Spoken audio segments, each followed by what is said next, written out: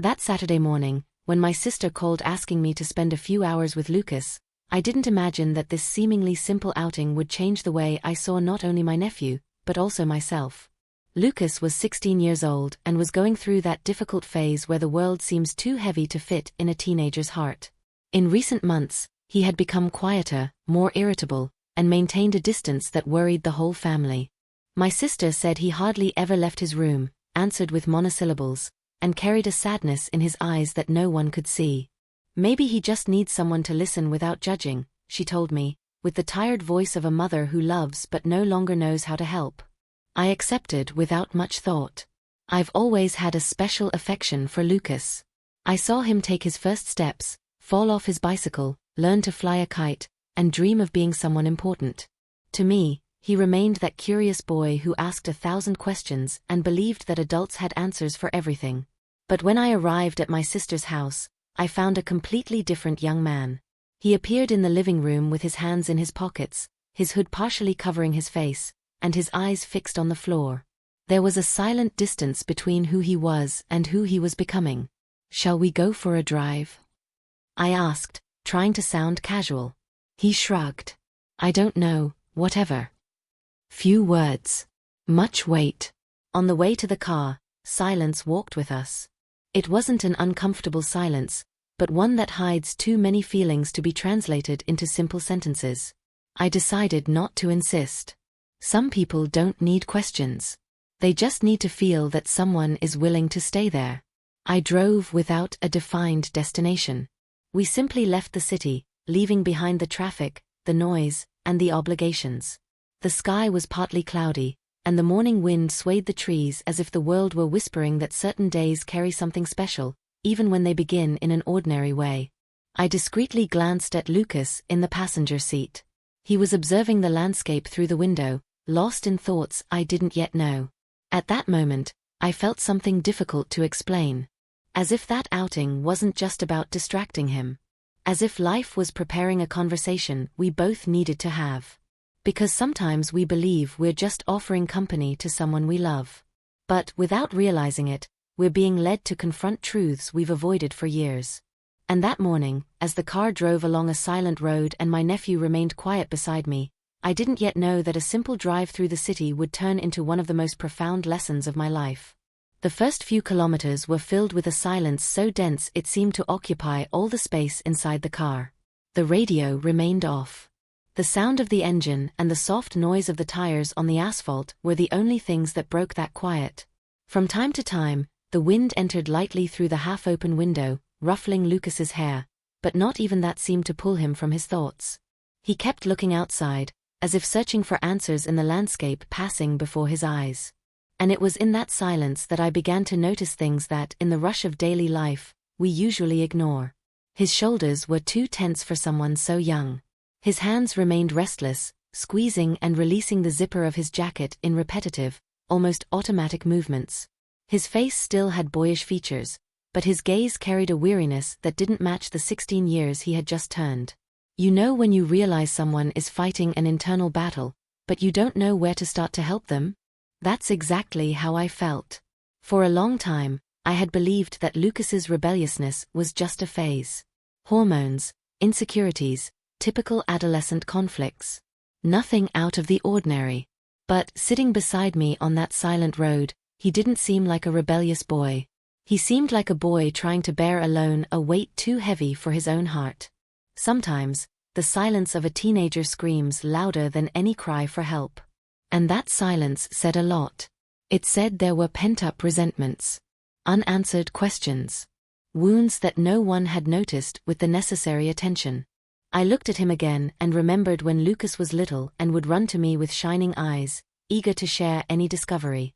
Back then, his feelings were simple and transparent. If he was sad, he cried. If he was happy, he smiled without reservation. But at some point in his life, as happens to so many of us, he learned to hide his own pain. Perhaps out of fear of seeming weak. Perhaps because he believed that no one would truly understand. Perhaps because he had already tried to speak and hadn't felt heard. I continued driving, respecting his time. I knew that certain pains don't open up under pressure. They need space, patience, and above all, someone willing to stay there even without receiving immediate answers. After almost half an hour of silence, I noticed that his eyes were watering. He discreetly turned his face towards the window, as if he wanted to prevent me from noticing. But I did notice. And at that moment my heart ached. Because, regardless of age, there is something profoundly painful in seeing someone we love trying to hide tears that shouldn't be carried alone. I took a deep breath, keeping my hands firmly on the steering wheel. It wasn't time to ask questions yet. Sometimes, the greatest proof of love isn't insisting that someone speak.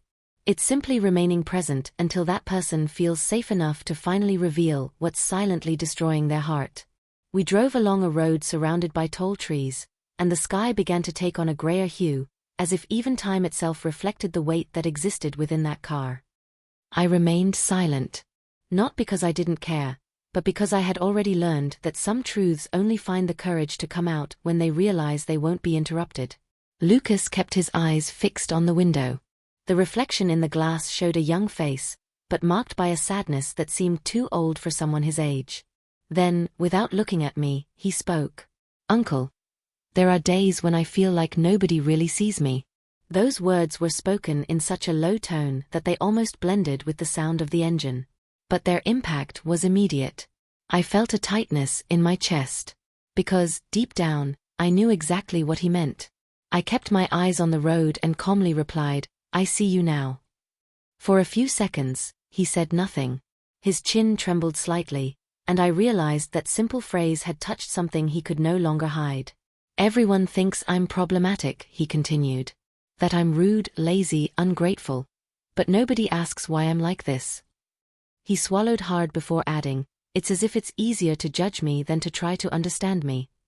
The words came out slowly, like someone opening a door that had remained locked for too long. My father hardly ever calls. When he shows up, he acts like he's doing me a favor. And when he promises something, he almost never keeps it. He ran a hand over his face, trying to hold back tears. At first I waited. Then I started pretending I didn't care. But the truth is, it matters. It matters a lot. My heart broke when I heard that. Because there's a silent, deep pain in growing up believing you need to earn the attention of someone who should naturally love you. Lucas took a deep breath, as if gathering strength to continue. "Sometimes I think the problem is me." The sentence came out laden with shame. Maybe I'm not interesting enough. Maybe I'm not good enough for him to want to stick around. At that moment, I didn't just see my nephew. I saw a wounded boy trying to understand why his own father always seemed to choose to be anywhere else. And how many people carry this same feeling in silence? The feeling that, if they had been different, perhaps they would have been more loved. Lucas quickly wiped his eyes. "And the worst part is that I can't talk about this with anyone. When I try, they say it's drama. That I have to be strong." He finally turned his face and looked at me. His eyes were red, full of pain and sincerity. "I'm tired, Uncle." That confession wasn't just a venting. It was a cry for help. And in that instant, I understood that the drive was never about distracting him. It was about giving voice to a pain he had been carrying alone for too long. After Lucas said he was tired, the car seemed even quieter. But it wasn't a silence of distance anymore. It was the kind of quiet that arises when two people finally stop pretending everything is all right.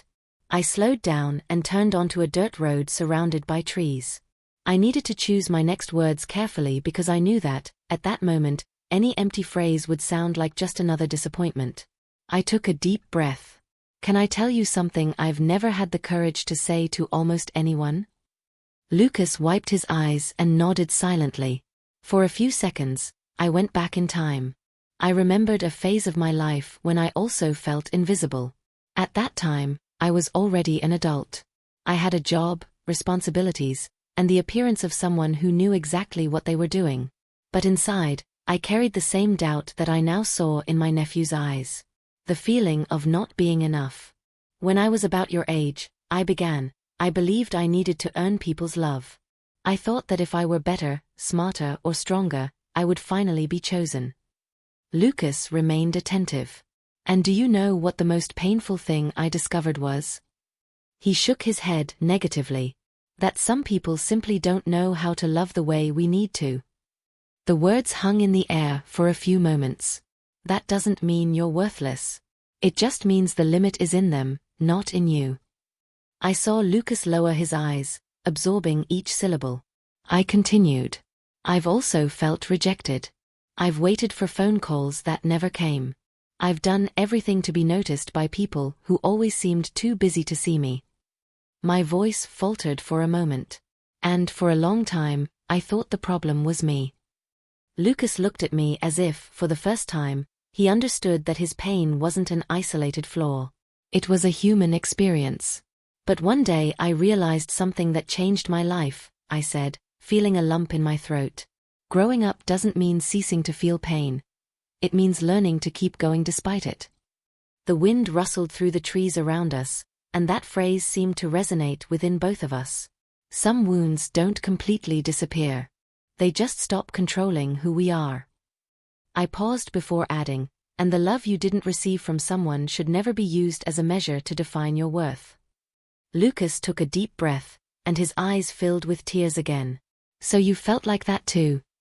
He asked, his voice choked with emotion. I smiled sadly. More times than I'd like to admit. In that instant, the distance between uncle and nephew vanished. We were no longer an adult giving advice and a teenager trying to understand his own pain. We were two people marked by different rejections, but united by the same need to believe that our existence didn't depend on anyone's approval.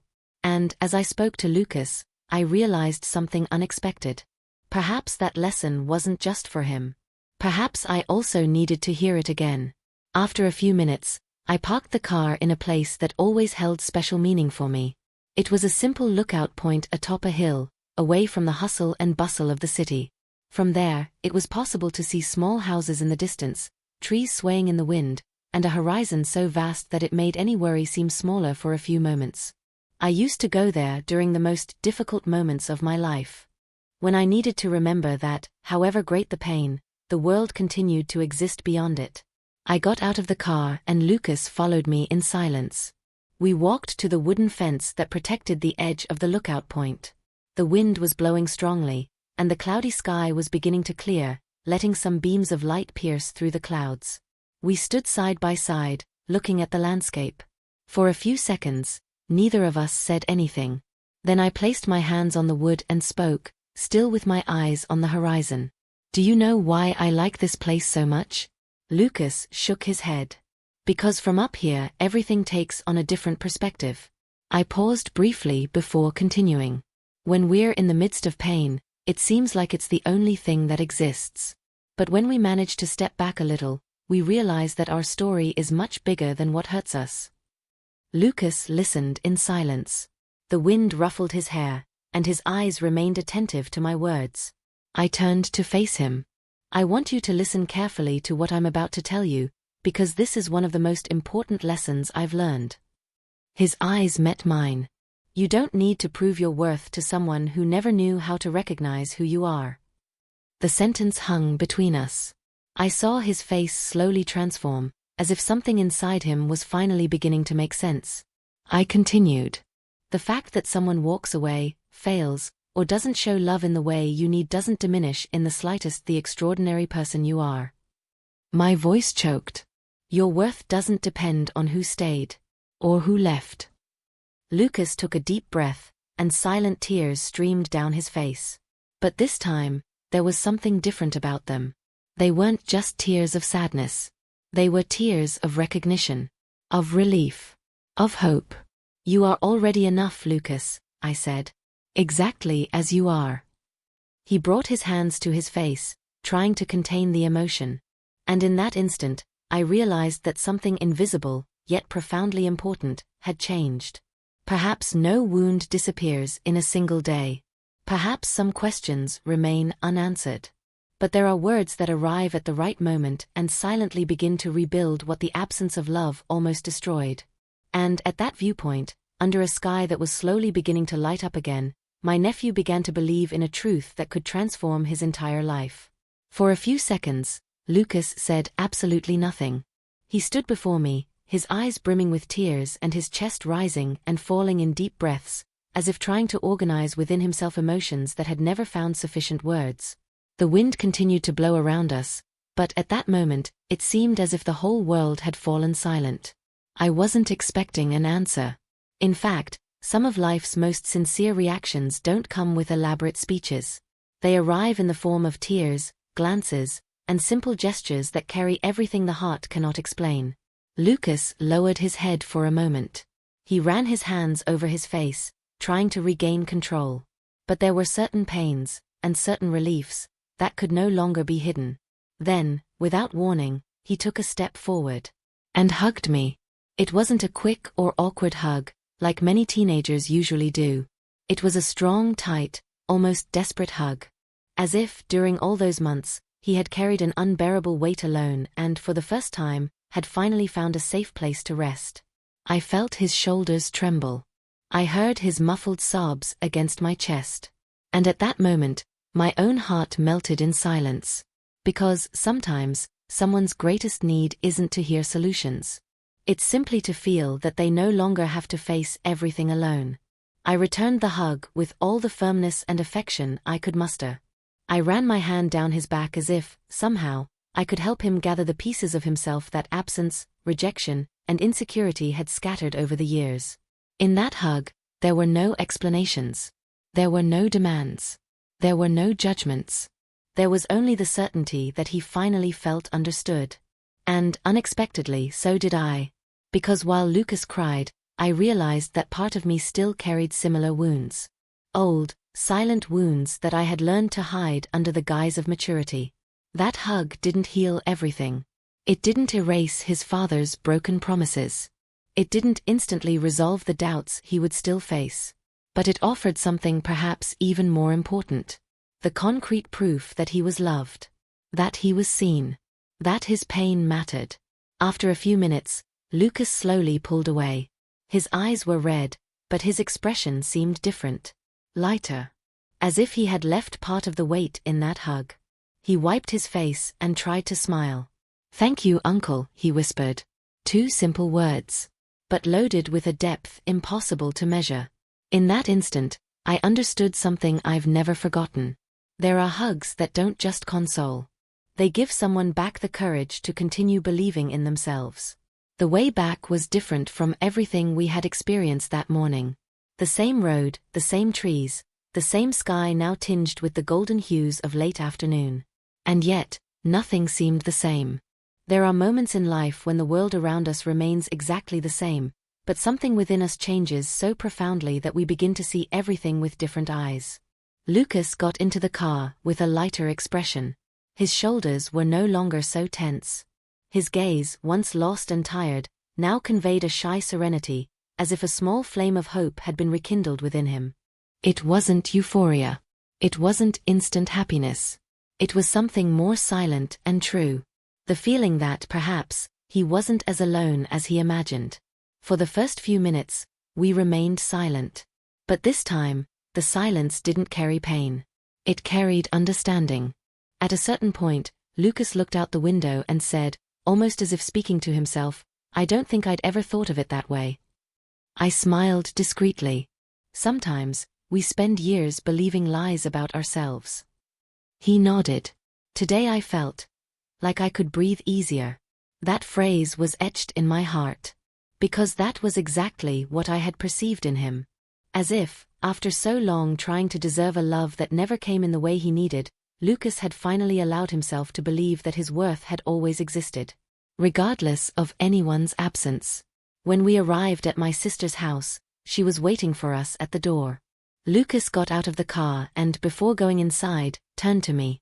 His gaze said more than any words could express. There was gratitude, respect, and, above all, a newfound self-confidence.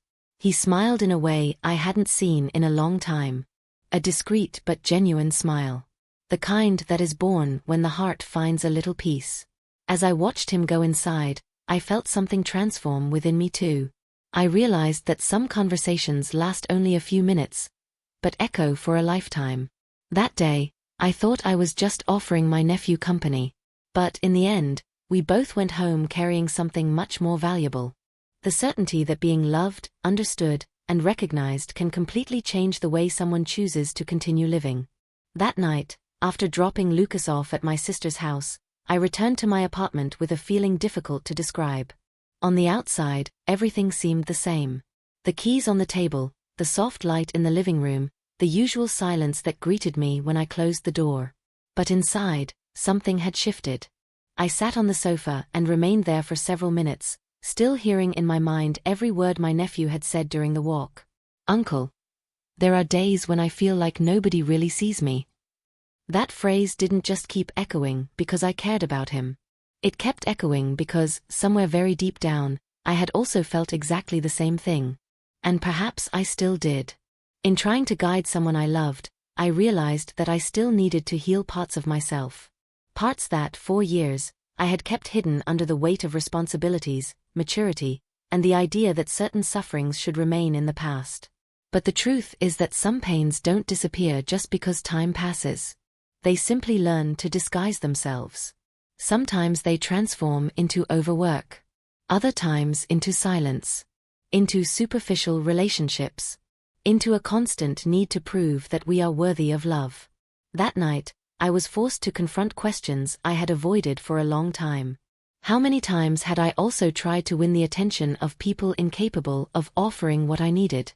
How many decisions had I made motivated by the fear of not being enough? How many times had I confused absence with guilt, believing that if I were better, perhaps I would have been chosen?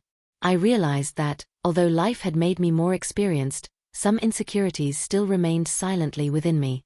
The difference is that, as the years go by, we learn to hide them more skillfully. But they remain there, waiting for a moment of honesty to finally be acknowledged. Lucas, unknowingly, had given me a rare gift. By sharing his pain, he forced me to revisit my own.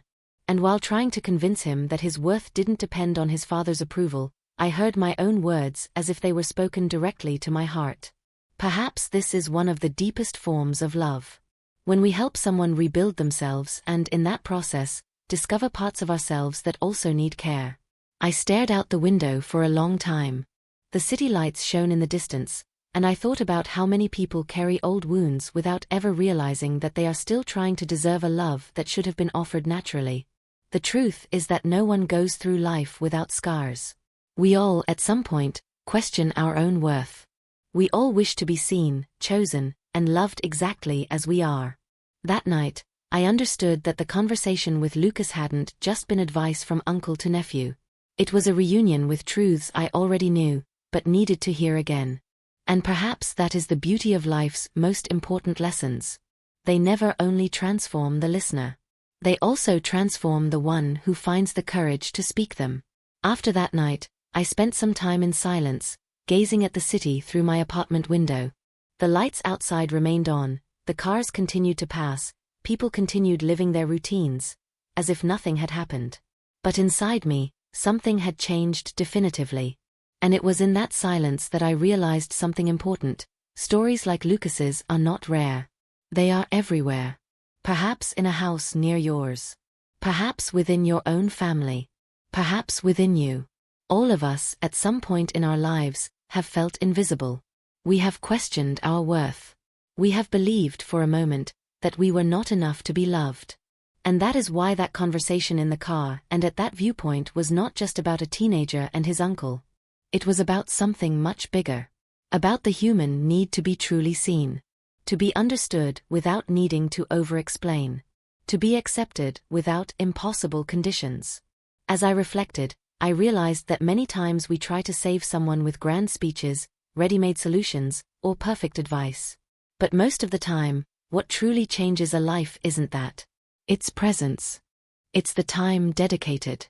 It's the simple act of saying, without complicated words, "I'm here with you." Because there are pains that don't need immediate answers. They need companionship. Perhaps the greatest proof of love is simply remaining by someone's side until they believe in themselves again. Lucas didn't need to be fixed. He needed to be reminded of who he already was.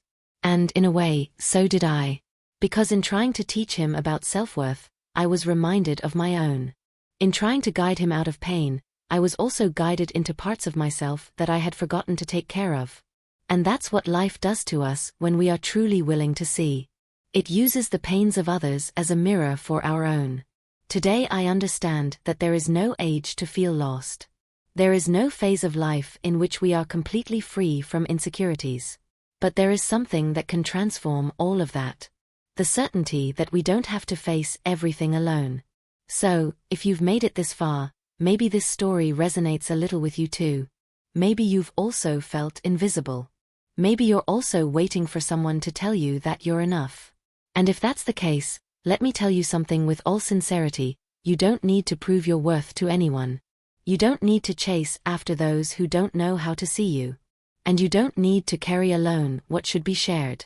Because, in the end, we all only need one thing: to be reminded that we are important. Exactly as we are.